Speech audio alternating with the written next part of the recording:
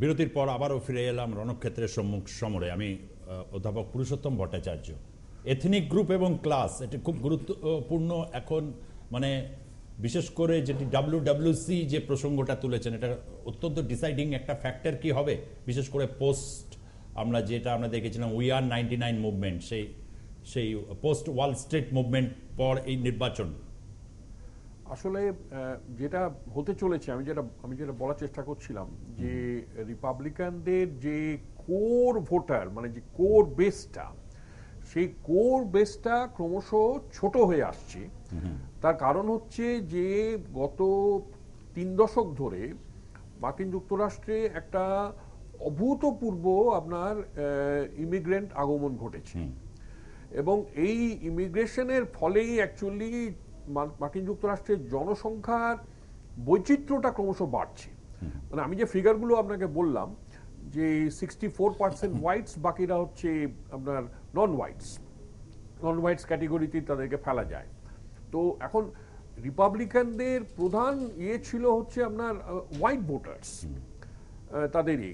এখন হোয়াইট ভোটার্সদের মধ্যে আপনি যদি 64% ধরেন, এখন 64%-এর মধ্যে সবাই যে ডোনাল্ড ট্রাম্পকে ভোট দেবে এটা মনে করার কোনো কারণ নেই। তার কারণ হচ্ছে যে উইমেন ভোটার্সদের প্রসঙ্গ একটু আগে উঠেছে। উইমেন ভোটাররা, যেটা অমিতাভবাবু বলছিলেন যে 1 বছর আগেও অ্যাকচুয়ালি উইমেন ভোটাররা কেন ডোনাল্ড ট্রাম্পের প্রতি এত বিমুখ হয়েছে বা বিরূপ হয়েছে। এখন এগুলো আমি জানি না আমাদের দেশে কতটা অনুসরণ করা হয়েছে, যে অক্টোবর মাসের গোড়ার দিকে একটা ভিডিও মার্কিন সংবাদ মাধ্যম প্রকাশ করে, এবং সেই ভিডিওতে দেখা যায় যে ডোনাল্ড ট্রাম্প মেয়েদের সম্পর্কে অত্যন্ত নিম্নরুচির মন্তব্য করছেন, এবং সেই মন্তব্যগুলো শোনার পরই কিন্তু মানে বিশেষ করে মার্কিন যুক্তরাষ্ট্রের ওমেন ভোটার্সরা, তারা কিন্তু খুব মানে কি বলবো, খুব সক্রিয়ভাবে এবং খুব অ্যাক্টিভলি তারা কিন্তু ডোনাল্ড ট্রাম্পের এই সমস্ত মন্তব্যের বিরোধিতা করে, এবং এবং এবং উইমেন ভোটার্সদের মধ্যে তার জনপ্রিয়তা কমতে আরম্ভ করে। ইনফ্যাক্ট আমি ফিগার্স দেখেছি যে উইমেন ভোটার্সদের মধ্যে অ্যাবাউট 60% অ্যাকচুয়ালি ইয়েকে সমর্থন করছেন, হিলারি ক্লিন্টনকে সমর্থন করছেন। আচ্ছা, এবার আসি, আমরা এথনিসিটি আলোচনা করছি, ক্লাস আলোচনা করছি। আফ্রিকান আমেরিকানসদের মধ্যে 80 to 82% অ্যাকচুয়ালি হিলারিকে সমর্থন করছেন, এবং ল্যাটিনোদের মধ্যে হিলারির প্রতি সমর্থন হচ্ছে অ্যাবাউট 70%। তো কাজে এই যে আমি এতগুলো ফিগার বললাম, এইগুলো যদি আপনি যোগ করেন এবং তার সঙ্গে যদি উইমেন ভোট যদি যোগ করেন, তাহলে মানে খুব স্বাভাবিক অঙ্কেই ডোনাল্ড ট্রাম্পের কমে যাচ্ছে, আপনার সমর্থন কমে যাচ্ছে। সেই জন্যেই মানে অ্যাগেন আমি একথা বলছি না যে ডোনাল্ড ট্রাম্পের জেতার কোনো সম্ভাবনা নেই, সেটা আমি একেবারেই বলছি না। কেননা এটা অনেকটাই নির্ভর করছে ওই ব্যাটল গ্রাউন্ড স্টেটসগুলোর উপর, যেটা বললাম যে, এবং ব্যাটল গ্রাউন্ড স্টেটসগুলোতে কিন্তু তারা দুজনের কিন্তু একটা হাড্ডাহাড্ডি লড়াই চলছে। যেমন ধরুন ওহায়োতে আপনার মানে জনমত সমীক্ষায় দেখা গেছে যে ট্রাম্প একটু এগিয়ে। আচ্ছা, পেনসিলভেনিয়াতে দুজনেই প্রায় সমান সমান, ফ্লোরিডাতে দুজনেই প্রায় সমান সমান। তারপরে ধরুন নর্থ ক্যারোলাইনায় দুজনেই প্রায় সমান, না নর্থ ক্যারোলাইনা, সাউথ ক্যারোলাইনাতে দুজনেই প্রায় সমান সমান। আপনার নেভাডাতেও মোরলেস তাই, মিশিগানেও তাই। কাজেই আমার পয়েন্ট হচ্ছে যে এখানে অ্যাকচুয়ালি কালকে মানে এখন এই মুহূর্তে ভোট চলছে এই ব্যাটল গ্রাউন্ড স্টেটগুলোতে শেষ মুহূর্তে, কারণ আরো অনেক ফ্যাক্টরস আছে। যেমন ধরুন ট্রাম্পের যেরকম স্ক্যান্ডালস আছে, তিনি আজ 30 বছর কোনো ট্যাক্স দেননি, এবং সেটাকে তিনি মানে খুব তুচ্ছ তাচ্ছিল্যের সঙ্গে উড়িয়ে দিয়েছেন। সেরকম হিলারিরও স্ক্যান্ডাল আছে, বিশেষ করে এই ইমেল নিয়ে, এবং যেটা নিয়ে ট্রাম্প প্রচুর খেলা খেলেছেন।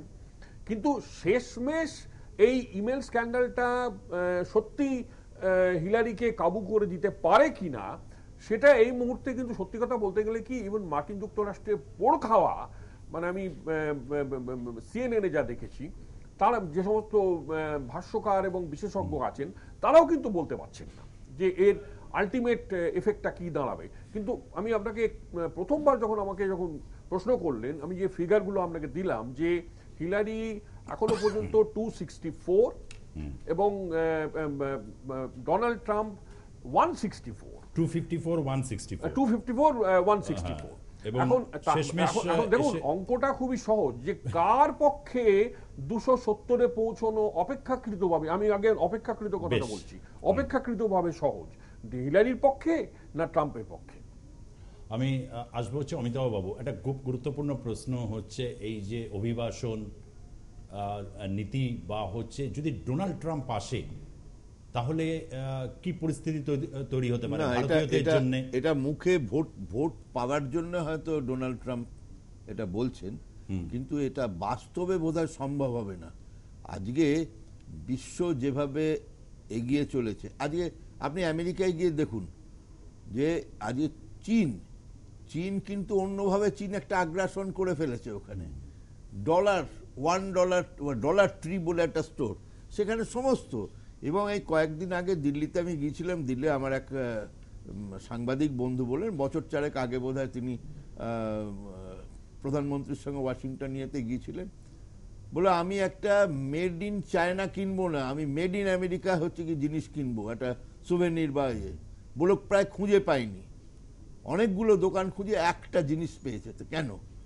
তা এইটা যখন হচ্ছে কি আমেরিকান পপুলেশন অ্যাকসেপ্ট করতে শুরু করেছে, তাহলে তো হচ্ছে সেরকম কোনো ইয়ে নেই।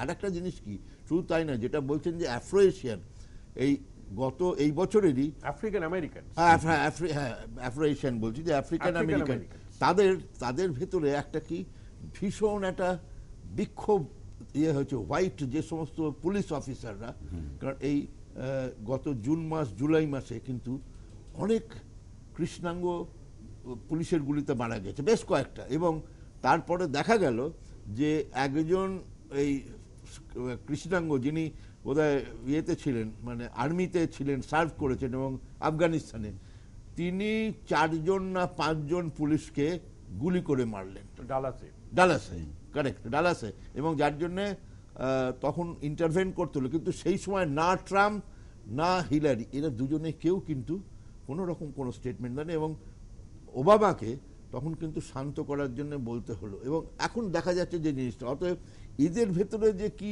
মনের ভেতরে আছে সেটাও বলা যাচ্ছে না। আমি সুপর্ণদা, যেটা অমিতাভ বলছেন যে আমরা ইমিগ্রেশনের কথাটা, মানে এই যে 2000 থেকে 15-16 বছর যারা ধরুন যেসব ভারতীয়রা, আমরা একটু যদি এই জায়গা থেকে গেছে, যারা ওখানে সেটেল করেছে বা কাজ করছে, কোথাও একটা আশঙ্কার একটা মেয়ে, অনেকেই বলছেন যে যদি ডোনাল্ড ট্রাম্প আসে শুধু এই যে মুসলিমস বা ইয়ে নয়, কোথাও হয়তো এশিয়ানদের উপরেও, ভারতীয়দের উপরেও একটা তার প্রভাব থাকবে, এরকম একটা আশঙ্কা রয়েছে। এটা কতটা সত্য? বাস্তব পরিস্থিতিতে দাঁড়িয়ে কি সত্যি এই আশঙ্কাগুলো কি অমূলক? না, যেটা অমিতাভ এক্ষুনি বললেন যে নির্বাচনের প্রাক্কালে অনেকেই অনেক রকম কথা বলে থাকেন, কিন্তু গ্রাউন্ড রিয়ালিটিটা যেটা আপনাকে দেখতে হবে যে তার অর্থনীতিতে অন্যান্য রাষ্ট্রের মানুষের অবদানটা কতটা। উনি বারবার একটা কথা বলেছেন, বিশেষ করে যদি আমি তথ্য প্রযুক্তিটা, আমি দুটো সেক্টর নিয়ে আলোচনা করতে চাই, একটা তথ্য প্রযুক্তি আর এটা হচ্ছে আপনার ফার্মাসিউটিক্যালস।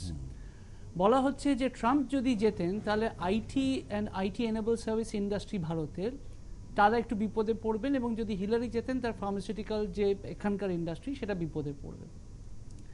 আপনাকে আজকে বুঝতে হবে যে যারা ভারতবর্ষের এখান থেকে যে ছেলেমেয়েরা যে বাইরে গিয়ে কাজকর্ম করছেন, তারা গৌরবের সাথে কিন্তু কন্ট্রিবিউট করছেন সারা পৃথিবীতে, মার্কিন যুক্তরাষ্ট্র বিং ওয়ান অফ দেম। কিন্তু having said that, it is also important যে যদি যে কোনো দেশ, যদি আজকে মার্কিন যুক্তরাষ্ট্র বা যদি আপনার ইউনাইটেড কিংডম, তারা যদি কোনো জায়গায় দেখেন যে ভিসা অ্যাবিউজ হচ্ছে, মানে আপনি H1B-তে এমন একটা দিয়ে গেলেন, এখান থেকে লোক পাঠালেন, সেটা মানে প্রায় ভিসা অ্যাবিউজ, এবং ওখানকার একটা লেজিটিমেট ওয়ার্কারকে জবটাকে আপনি ডিনাই করছেন। তাহলে কিন্তু স্বাভাবিকভাবেই সেই প্রশ্নটা সেই দেশে উঠবেই যে আমাদের এখানে কি এইরকম স্কিলের লোকজন নেই, সুতরাং স্কিল নাকি চিপ লেবারের জন্য you are shipping the jobs overseas, এই কোশ্চেনটা কিন্তু উঠবে। কিন্তু যদি আপনি প্রপার বিজ্ঞাপন দিয়ে দেখেন যে ওই skill at a given rate ওই দেশে আমি যেটার থেকে আমাকে যদি অন্য দেশ থেকে নিয়ে যাওয়া হয় তাহলে বোধহয় কোনো প্রশ্ন উঠবে না। কিন্তু যদি শুধু চিপ লেবারের আমদানি করেন এবং ভিসা অ্যাবিউজ করেন, যেরকম Theresa May prime minister of United kingdom is here, এবং যতই আপনি চেষ্টা করুন, সেই জন্য ম্যাক কমিটি রিপোর্ট বা মাইগ্রেশন অ্যাডভাইসারি কমিটি রিপোর্ট যে পয়েন্ট বেস সিস্টেম, ওরা বলছেন যে আমাদের দেশে থাকতে হলে এই এই এই টাকাটা পেতে হবে, এই ইংরেজিটা জানতে হবে, এইগুলো করছেন। আপনি সেগুলোকে বাধা বিপত্তি হিসেবে দেখতে পারেন। সিমিলার কোয়েশ্চেন যদি ওরা করে যে আচ্ছা আমরা যখন ভারতে ঢুকতে চাইছি, ফর ইনস্টেন্স জাস্ট ফর আর্গুমেন্টসে, যে আমরা ভারতে রিটেলের ব্যাপারটা নিয়ে আলোচনা করতে চাইছি, এখানকার পলিটিশিয়ানরা বলবেন যে না আমরা আমাদের দেশের ইন্টারেস্টটাকে প্রোটেক্ট করব, সেই জন্য এফডিআই ইন রিটেল অ্যালাউ করব না। তাহলে আপনি যখন আপনার দেশে একটা প্রোটেক্টিভ ওয়াল তৈরি করে দিচ্ছেন একটা গ্লোবালাইজ এনভায়রনমেন্টে, তাহলে অন্য দেশে যদি একটা প্রোটেক্টিভ ওয়াল তৈরি হয়, it is not about Trump and Hillary, কিন্তু সেরকম যদি একটা ন্যারেটিভ তৈরি হয়, আমরা ব্রেক্সিটেও দেখেছি, সেরকম যদি একটা ন্যারেটিভ তৈরি হয় যে একদম যারা প্রান্তিক মানুষ তারা বিশ্বায়ন বা ভুবনায়ন থেকে কোনো সুবিধা নিতে পারছে না, ধরুন সিঙ্গুরের এক্সাম্পল যদি আমি দিই, যে একটা হোয়াইট কলার ইনস্টিটিউশনে গিয়ে পড়াশুনো করেছে সে নিশ্চয়ই সিঙ্গুর চাইবে, কিন্তু যে সিঙ্গুরটা হয়ে গেলে তার ডাইরেক্ট কোনো বেনিফিট দেখতে পাবে না, সে কিন্তু সেটা সিঙ্গুরটাকে করতে পারবে না। সুতরাং আপনি তাকে ইন্ডাস্ট্রিয়ালাইজেশনের বিরুদ্ধে সে কথা বলছে আপনি বলতে পারবেন না। Everybody will look after their own interest. এবং এটা হয়তো হবে যে যতটাই ট্রাম্প আজকে বলুন বা হিলারি আজকে বলুন, তারা হয়তো অতটা না করলেও এই সুসংগত পৃথিবীতে কিন্তু প্রত্যেককেই একে অপরকে দরকার, আমরা কেউ একে অপরকে বাদ দিয়ে থাকতে পারবো না। Markets will have to be opened by our country, at the same time আমার হিউম্যান রিসোর্স যদি আমি অন্য জায়গায় এক্সপোর্ট করে যেরকম কনসেশনস এক্সপেক্ট করছি, সিমিলার রেসিপ্রোসিটি কিন্তু দেখাতে হবে, otherwise things will become difficult. তাকেও তো কম্পিট করতে হবে, তাকেও কম্পিট করতে হবে, আজকে আমেরিকাকেও তো কম্পিট করতে হবে বিশ্বের বাজারে। সুতরাং আপনি এখান থেকে ছেলে মেয়েগুলোকে পাঠিয়ে দিচ্ছেন 5 টাকা দিয়ে, বলছেন দে আর দ্য বেস্ট গাইজ, ওখানে যদি বেস রেটটা 25 টাকা হয় আপনি 5 টাকায় পাঠিয়ে দিচ্ছেন, আর ওখানকার মালটা আপনি এখানে ঢুকতে দিচ্ছেন না, আপনি বলছেন পপ অ্যান্ড মম স্টোরস বন্ধ হয়ে যাবে, দেশে কেওস হয়ে যাবে, তাহলে তো হবে না Sujit da. Rules of the game will have to be fair, that is to be followed. কারণ ইলেকশনে আমি কি বললাম না বললাম সেটা বড় কথা নয়, বড় কথা গ্রাউন্ড রিয়ালিটি। এইটা হ্যাঁ, সেই গ্রাউন্ড রিয়ালিটিতে তো সুপর্ণবাবু যে রিয়ালিটিটার কথা বলছেন এটা কিন্তু ভীষণভাবে এক্সিস্ট করছে। শুধু এই প্রশ্নগুলো উঠবে না, উঠে তো গেছেই, একদম ট্রাম্পের বক্তব্যের মধ্যেও সেগুলো খুব পরিস্ফুট। এই যে ব্রেক্সিটে আমি বলছি সুজিতা, যেটা আপনি কারেক্টলি বললেন, পুরুষোত্তম দা আছেন এখানে, অমিতাভ দাও আছেন, এই যে ব্রেক্সিটে যদি আপনি দেখেন যেরকম ভাবে ডেমোগ্রাফিক কম্পোজিশনটা খুব সঠিকভাবে পুরুষোত্তম দা এক্সপ্লেন করলেন, আমরা যদি ব্রিটেনের ওই জায়গাগুলোকে দেখি, তাহলে আমরা দেখব যে কারা ব্রেক্সিটের পক্ষে ভোট দিয়েছে, যারা মনে করেছে যে আমরা marginalise, we do not have transferable skill sets two integrate with the main stream, যেটার কথা জোসেফ স্টিগলিট গ্লোবালাইজেশন এন্ড ডিসকন্টেন্টের সম্বন্ধে বলেছিলেন। সুতরাং সেটাই আজকে পৃথিবীতে সবথেকে বড় চিন্তা, যে যখন আমরা বিশ্বায়ন ভুবনায়নের কথা বলছি, এলিট সিটি বা হচ্ছে যে সমস্ত জায়গার বাইরের লোকজন, হ্যাঁ, এবং সেখানে যখন বিশ্বায়ন বা ভুবনায়নের কথা বলছি, ওয়ার্ল্ডে কি বা পৃথিবীতে কি আরেকটা নতুন ন্যারেটিভ প্রোটেকশনিজমের তৈরি হচ্ছে? This is the question which is going to bother. এবং আমাদের ফিনান্স মিনিস্টার অরুণ জেটলিও কিন্তু সেই ওয়ার্ল্ড ইকোনমিক কনফারেন্সে এই প্রশ্নটা, বা ব্রিক্স কনফারেন্সেও তুলেছেন যে সারা পৃথিবী আবার প্রোটেকশনিস্ট দিকে কেন হাঁটতে শুরু করছে, why are we moving backward, যেটা মিনি বাসে আমরা বলি পেছন দিকে এগোন। না, এখানে একটা মজার ব্যাপার আছে যে আজকে ব্রেক্সিটে হলেও তখন অনেক কিছু সমালোচনা হলো, কিন্তু একটা মজার ব্যাপার হলো এখন দেখা যাচ্ছে যে অল প্রবলেম সেগুলো করে ডাইলিউটেড হয়ে যাচ্ছে আস্তে আস্তে। উই আর অ্যাকসেপ্টিং, আগামী দিনেও হচ্ছে, কারণ আমার তো চিন্তা করতে হবে যে আমার দেশের কি বেনিফিট, ও দেশের, তারপর একটা মানে মধ্য জায়গাতে। আর যেটা অমিতাভ দা বলছেন, আমার দেশ খালি বেনিফিট নেবে, অন্য দেশকে বাজার খুলতে দেবে না, অতএব সেই জায়গাটা একটা জায়গায় এসে আমাদের হচ্ছে দাঁড়াবে। আমেরিকাতেও তাই। হ্যাঁ, আমি এখানে যেটা সংযোজন করতে চাই সেটা হচ্ছে যে আপনাদের অনেকেরই হয়তো স্মরণে থাকবে যে ব্যারাক ওবামা যখন 2007-8 সালে যখন প্রেসিডেন্সিয়াল ইলেকশনে ক্যাম্পেইন করছিলেন, তিনিও তখন খুব জোরালো ভাষায় আউটসোর্সিং এর বিরুদ্ধে সওয়াল করেছিলেন যে এবং যে এই আউটসোর্সিং এর ফলে আমাদের দেশের জবস চলে যাচ্ছে এবং এটা আমাদের অর্থনীতিকে মানে ক্ষতি করছে, সুতরাং আমাদের মানে ব্রিংইং জবস ব্যাক, এই যে ট্রাম্প যে কথাটা বলছেন যে ব্রিংইং জবস ব্যাক, মানে আজকে 2016-তে এক্স্যাক্টলি এই কথাটাই ব্যারাক ওবামা বলেছিলেন 2008 সালে। কিন্তু 8 বছরে আমরা কি দেখেছি? এই 8 বছরে মার্কিন যুক্তরাষ্ট্রে আপনার অ্যাকচুয়াল ইমিগ্রেশন কত হয়েছে সে ফিগারটা আমি ঠিক এই মুহূর্তে চট করে বলতে পারছি না, আমার হাতে নেই, কিন্তু it will run into actually I can tell you millions, it will run into millions, মানে আটকাতে পারেনি, ঠেকাতে পারেনি। হ্যাঁ, এছাড়া তো আনডকুমেন্টেড যাদেরকে ইললিগাল ইমিগ্রেন্টস তাদেরকে আনডকুমেন্টেড ইমিগ্রেন্টস বলা হয়, তাদের সংখ্যা হচ্ছে 11 মিলিয়ন। এবং এইটা নিয়ে অ্যাকচুয়ালি প্রচুর জল ঘোলা হয়েছে। ডোনাল্ড ট্রাম্প বলেছেন যে এদেরকে তিনি ক্ষমতায় এলে ইনফ্যাক্ট এদেরকে পত্রপাঠ দেশ থেকে তাড়িয়ে দেবে। তারপরে অবশ্য মানে যেটা আপনাদের বক্তব্যেও উঠে এলো এবং আমিও তার সঙ্গে সংযোজন করছি, সেটা হচ্ছে যে প্রাথমিক একটা অবস্থান নেওয়া এবং তারপরে অবস্থার চাপে সেই অবস্থান থেকে খানিকটা সরে যাওয়া। যেমন ধরুন আমি উদাহরণ দিচ্ছি যে ডোনাল্ড ট্রাম্প ইনফ্যাক্ট প্রথমে বলেছিলেন যে সমস্ত মুসলিমদের ঢোকা বন্ধ করে দেবো, তারপরে তিনি বললেন যে না, যে সমস্ত মুসলিম দেশ থেকে ফান্ডামেন্টালিজম হচ্ছে, যেমন ধরুন উনি আইসিসের উদাহরণ দিলেন, সেই সব দেশ থেকে ইনফ্যাক্ট মুসলিম আসা বন্ধ করে দেবো। কাজেই তার অবস্থান খানিকটা বদলেছে। তারপরে তিনি ইনফ্যাক্ট এই আনডকুমেন্টেড ওয়ার্কারদের সম্বন্ধে বললেন যে হ্যাঁ, আনডকুমেন্টেড ওয়ার্কারদের মধ্যে যাদের কোনো ক্রিমিনাল রেকর্ড নেই তাদেরকে আমরা থাকতে দিতে পারি এবং আমরা এই করব, কিন্তু যাদের ক্রিমিনাল রেকর্ড আছে তাদেরকে আমরা বার করে দেবো। কাজেই দেখতে পাচ্ছেন তো যে কিভাবে মানে এই দেড় বছরের ক্যাম্পেইন, আমি এটা অ্যাকচুয়ালি 2 বছর ক্যাম্পেইন, মানে আমি তো আবার আমরা মনে করে দিচ্ছি 2015 ফেব্রুয়ারি মাসেই অ্যাকচুয়ালি রিয়েলি এই ক্যাম্পেইন শুরু হয়েছে, মানে আজ নভেম্বর, পুরো 2 বছর। তো কিভাবে তাদের অবস্থান মানে বদলেছে এটা কিন্তু মনে রাখা দরকার এবং অবস্থার পরিপ্রেক্ষিতে। কাজেই ট্রাম্প যদি ক্ষমতায় আসেন তাহলেও আমার মনে হয় যে তাকে মানে পারিপার্শ্বিকের চাপে অবস্থান বদলাতে তিনি বাধ্য হবেন। সুবর্ণদা, বিশ্বায়িত রাজনীতির যে পরিপ্রেক্ষিতটা রয়েছে সেখানে তো নিঃসন্দেহে যে মানে বারবার দেখা গেছে যে রিট্রিট করা, কিন্তু আবার যে বাস্তব পরিস্থিতি কথা আপনি বলছেন, বিশেষভাবে হচ্ছে মার্জিনালাইজ সেকশন যারা কাজ হারিয়েছে বা অত্যন্ত সরকারের ওই ডোলের উপর যারা নির্ভরশীল, তাদের কোথাও একটা কিন্তু ট্রাম্পের প্রতিভাও এবং ভারতবর্ষেও একটা অংশ কিন্তু এই কারণেই হচ্ছে ট্রাম্পের ক্ষেত্রে সম্ভাবনা দেখছে।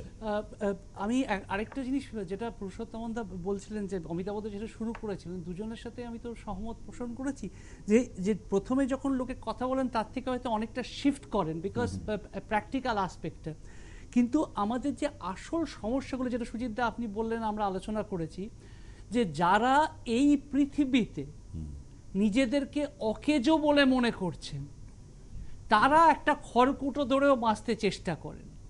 সুতরাং প্রত্যেকটা রাষ্ট্র, কালকে কিন্তু আমরা জানি এই সমীক্ষাগুলো হচ্ছে বারবার, আমরা প্রযুক্তি হচ্ছে one of the biggest threats, it's not terrorism only, technology would be one of the biggest threats to this world. এবং তারা কিন্তু অটোমেটেড হয়ে গেলে ভারতবর্ষেও দেখা যাবে হয়তো বাই 2027 বা 28 বা 2030 47% অফ দ্য জবস, এবং শুধুমাত্র যে নিচের দিকে জব না, যেগুলো হচ্ছে cast between the white collar and the blue collar, সেই জবসগুলোও কিন্তু নন এক্সিস্টেন্ট হয়ে যাবে। তাহলে আপনি কি করবেন? রাষ্ট্র কি সেখানে কোনো ভাতা শুরু করবে, যেরকমভাবে ফিনল্যান্ড আজকে শুরু করছে, ভাবছে, চিন্তা করছে, করবে? তো দিজ আর লার্জার ইস্যুস। আরেকটা হচ্ছে যে আজকে হিলারি জিতুন কি ট্রাম্প জিতুন, তাদের কাছে একটা বড় 3টে সমস্যা কিন্তু তাদের কাছে সবসময় থাকছে। এবং বিশেষ করে যে হেলথ কেয়ারের কথা বলেছেন, যেটা পুরুষোত্তম দা শুরু করেছিলেন, অমিতাভ দা বলেছিলেন, সেখানে আজকে প্রিমিয়ামগুলো কিন্তু প্রায় 22% বেড়ে যাবে। সুতরাং education education recently and supreme কোর্টের সেখানে সুপ্রিম কোর্টের কি পজিশন থাকবে দুটো জিতে গেলে আমেরিকা কিরকম ভাবে দেখতে, these are very very important issues. Immigration is an issue, technology would be an issue, কিন্তু তা সত্ত্বেও বলছি যে যেই জিতুন, ট্রাম্পই জিতুন বা হিলারি জিতুন, ভারতবর্ষের পক্ষে এক্ষুনি গেল রব করার দরকার নেই, আবার উৎসাহিত হয়ে লাড্ডু বিতরণ করারও কোনো দরকার নেই। বেশ, সময় শেষ, ধন্যবাদ। আপনি অমিতাভ কিছু বলতে চাইছেন? এক মিনিট, যে আজকে যে ডোনাল্ড ট্রাম্প যে ভয় যে কিছুটা পেয়েছে, সেটা কিন্তু প্রমাণিত হলো যে ইলেকশন ম্যানিপুলেটেড হতে পারে, রিগড হতে পারে। এই কথাটা কিন্তু মানুষ আজকে আমেরিকার মতন যারা কিন্তু সারা পৃথিবীকে পথ দেখে, আমাদের এই বিধাননগরের নির্বাচন নয় যে আজকে ভারতবর্ষে কিরকম হতে পারে, যেটা আমরা রিসেন্টলি দেখলাম বিধাননগরে একটা নির্বাচন হয়েছিল, তা নয়। সেখানে একজন ক্যান্ডিডেট, প্রেসিডেন্সিয়াল ক্যান্ডিডেট, সে একটা ওপিনিয়ন দিচ্ছে যে এটা হয়তো রিগড হতে পারে। মানে আমি এই মনোভাবটা কিন্তু, এবং আমি এখানে জাস্ট একটা এটা বলি, আমাদের প্রোগ্রামটা শেষ করতে পারি আমরা। সেটা হচ্ছে যে অমিতাভ বাবুর কথা সূত্র ধরেই যে ট্রাম্প অ্যাকচুয়ালি মানে আমি তো মানে স্তম্ভিত, শুধু আমি কেন, আমার ধারণা পুরো বিশ্ব স্তম্ভিত। তিনি একটা প্রচারে তিনি ঘোষণা করলেন যে আমি এই নির্বাচনকে বিধিসঙ্গত বলে মনে করব যদি আমি জিতি। তার মানে হচ্ছে যে আমেরিকাতে এখন এই মুহূর্তে এখন একটা দারুণ একটা আশঙ্কা রয়েছে যে যদি ট্রাম্প না জেতেন এবং তিনি যদি এটা নিয়ে যদি এক ধরনের গৃহযুদ্ধ শুরু করে দেন, তাহলে কিন্তু মার্কিন যুক্তরাষ্ট্র মানে এটা নিয়ে অ্যাকচুয়ালি আমেরিকান এস্টাবলিশমেন্ট এখন একটা দারুণ একটা আশঙ্কায় ভুগছে। ঠিক সুজিতা, তাহলে অমিতাভ এবং পুরুষোত্তমদার কথা থেকে যেটা উঠে এলো যে আপনি ভারতীয়দের প্রভাবটা আপনি দেখতেই পাচ্ছেন কিরম ভাবে সংক্রামক ব্যাধির মতো। এখানেও যেরকম আমরা হেরে গেলে নির্বাচন কমিশনকে কোয়েশ্চেন করি, সাকসেসফুলি এটা কিন্তু আমরা ইমপ্রেগনেট করে দিতে পারি। সময় শেষ, ধন্যবাদ। সুপর্ণ মৈত্র আপনাকে ধন্যবাদ, অধ্যাপক পুরুষোত্তম ভট্টাচার্য আপনাকে, এবং ধন্যবাদ অমিতাভ মজুমদার আপনাকেও। ধন্যবাদ আপনাদেরকেও যারা দেখলেন এতক্ষণ ধরে রণক্ষেত্রের আজকের এই পর্ব। দেখতে থাকুন আর প্লাস নিউজ, সবার আগে সবার পাশে।